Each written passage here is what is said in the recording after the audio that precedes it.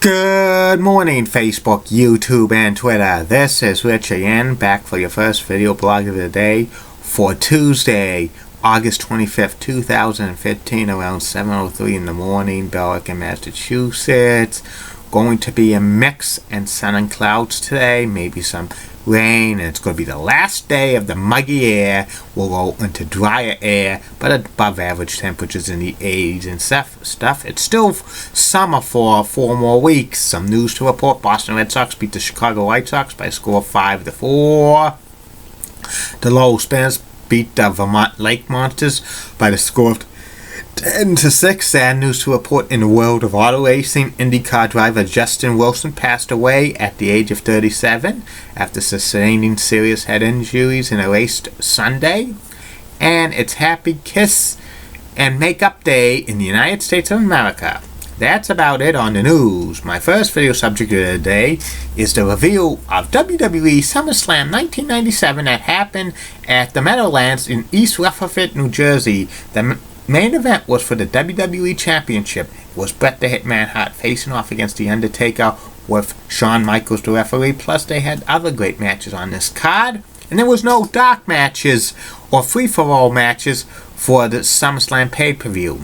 And it was called by Vince McMahon, good old JR, Jim Ross, and Jerry the King Lawler. And here's what happened on the pay-per-view. The first match was a steel cage match between Mankind and Hunter Hearst Helmsley, Triple H, with Chyna in his corner.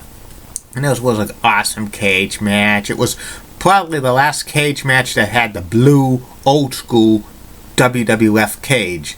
And it was, a very awesome match.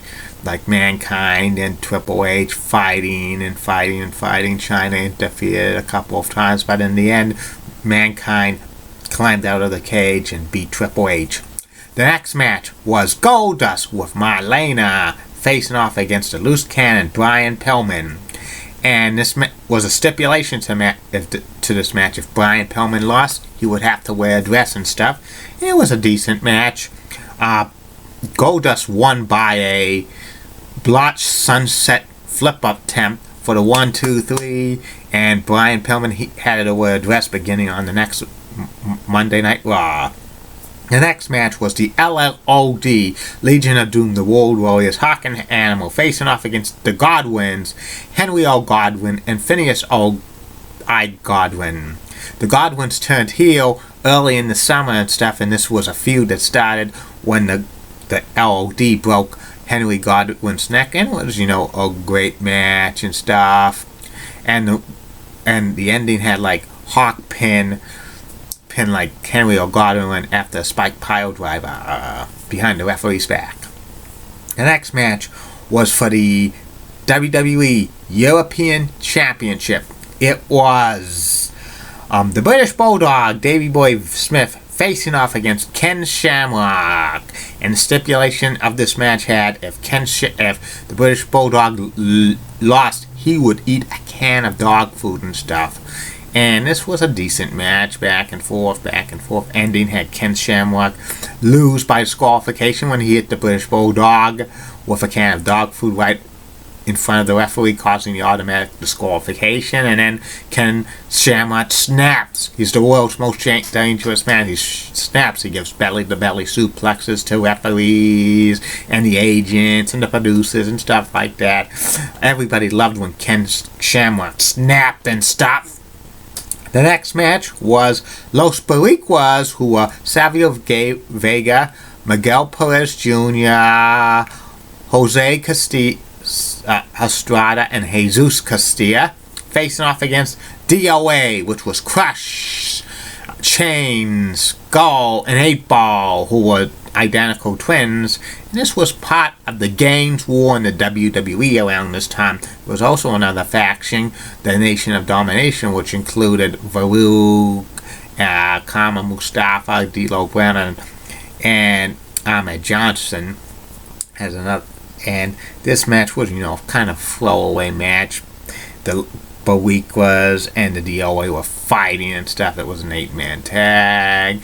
Ending had interference by the Nation of Domination. Ahmed Johnson came in and gave the post with a plunge to chains, and then that took advantage from Miguel Perez Jr. to pin Chains for the 1, 2, 3. Afterwards, the Nation of Domination, fight the other Boricuas and DOA and stuff like that. It was just, a throwaway match. The next match was for the Intercontinental Championship. It was Stone Cold Steve Austin facing off against Owen Hart, with the stipulation if Stone Cold lost, he would kiss Owen Hart's ass. And this was, a brawling match, great match by Stone Cold and stuff. And the ending of this match had Owen Hart deliver the Tombstone Pile Driver to Stone Cold Steve Austin, and Stone Cold remained motionless for a few seconds and stuff.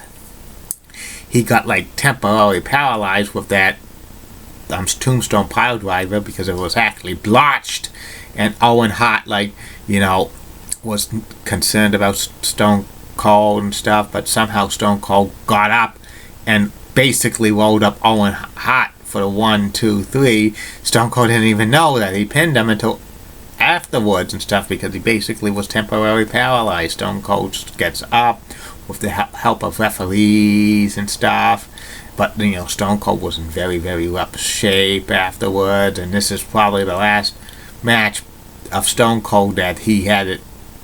He couldn't do too many moves anymore after this, so he was kind of a decent wrestler, but mainly all of his matches after this match was brawling and stuff, because he didn't want to risk losing the neck and hitting his neck again, getting permanently paralyzed and stuff. And the main event for this match, for this pay-per-view card, was for the WWE Championship. It was Bret the Hitman Hart facing off against The Undertaker, who was the current WWE Champion. Shawn Michaels was the special guest referee. And the stipulation of this match, if Bret Hart lost, he could no longer wrestle in the United States. And this match was, an awesome match, a great Undertaker versus Bret Hart match over close to 30 minutes. And, lots of moves and stuff. Bret was breaking the rules. He used chairs and stuff. Shawn Michaels confronted him a couple of times, and then when Shawn Michaels was going to hit Bret Hart with the chair, he ducks and hits the Undertaker. Undertaker's knocked out, and then Bret tells Shawn to make the pin. 1, 2, 3. Shawn Michaels turned heel on the Undertaker. There was big rumors going around that Shawn Michaels was going to be part of the Hart Foundation turn on and join the Hart Foundation, but that never happened because Shawn and Bret had so much heat together, and I don't think they would have coexist as in the Hart Foundation and stuff like that. But that was a rumor going around. This was a classic world title match and stuff. Too bad the Undertaker's title reign ended and stuff. But when they had that stipulation with Bret Hart losing, if he lost, he could no longer wrestle in the United States. The title change was going to happen and stuff like that. Overall, SummerSlam 1997, despite only 7 matches, it was a very solid card. The WWE's talent roster was kind of not that good at this time, but it was getting better and stuff. And also, this is when the business was turning the corner and stuff. And I give this pay-per-view a grade of B. Tomorrow I'll be reviewing SummerSlam 1998 from Madison Square Garden, the world's most famous arena. 2 other video blogs today. First will be about what I think should be included in a new collective bargaining agreement for Major League Baseball and its Players Association at the end of the 2016 season when it expires. And the third and final video blog of the night will be about Vince McMahon Sr., the founder of the WWF, the late Vince McMahon Sr. Keep calm, and I'm a Julie Brown and Kai. Molly Rosenblatt of Fox 35 rocks and has nice legs. Amy Swansea of Wish 2 rocks and has nice legs. And Elizabeth Hart of Local 6 rocks and has nice legs. And in the words of Sean Lucha, get out! Bye!